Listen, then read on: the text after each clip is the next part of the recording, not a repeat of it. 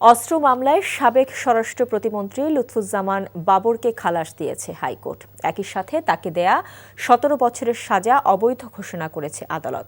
বুধবার বিচারপতি মোস্তফা জামান ইসলামের নেতৃত্বাধীন হাইকোর্টের দ্বৈত বেঞ্চ এই রায় দেন। এদিকে ২১ আগস্ট গ্রেনেড হামলা মামলায় তারেক রহমানের খালাস সহ সব আসামির হাইকোর্টের রায়ের বিরুদ্ধে আপিল করেছে রাষ্ট্রপক্ষ। তামজিদ সুমনের রিপোর্ট। এই ঈদে জামা জুতো অ্যাক্সেসরিজের ডিসকাউন্ট।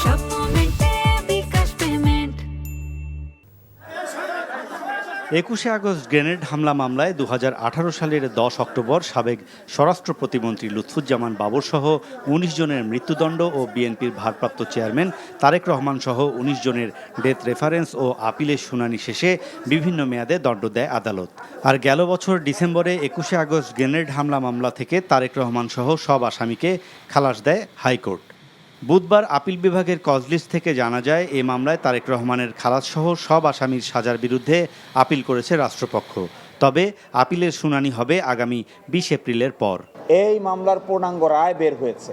পূর্ণাঙ্গ রায় বের হওয়ার পরে রাষ্ট্রপক্ষ থেকে একটি লিভ টু আপিল দায়ের করা হয়েছে। যখন শুনানি অনুষ্ঠিত হবে আমরা সেই শুনানিতে অংশগ্রহণ করব।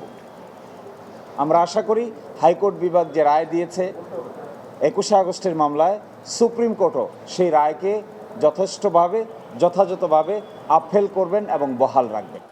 এদিকে ১/১১-র সময় সাবেক স্বরাষ্ট্র প্রতিমন্ত্রী লুৎফুজ্জামান বাবরের বাসা থেকে লাইসেন্সবিহীন রিভলভার উদ্ধার হওয়ার মামলায় তাকে খালাস দিয়েছে হাইকোর্ট। তার আটক আদেশটাই ছিল অবৈধ, সাজাটা তো অবশ্যই অবৈধ ছিল।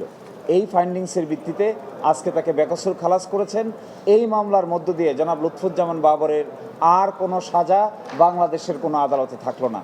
তিনি নির্বাচন থেকে শুরু করে সকল কিছুর জন্য আইনগতভাবে উপযুক্ত হলেন এবং আমরা আশা করব তিনি বাংলাদেশের মানুষের আকাঙ্ক্ষাকে সামনে রেখে পরবর্তী রাজনৈতিক কর্মকাণ্ড পরিচালনা করবেন। এই মামলার মধ্য দিয়ে সব মামলা থেকে মুক্ত হলেন লুৎফুজ্জামান বাবর। Tamjid Sumon, NTV news, Dhaka. এই ঈদে জামা জুতো অ্যাক্সেসরিজের ডিসকাউন্ট।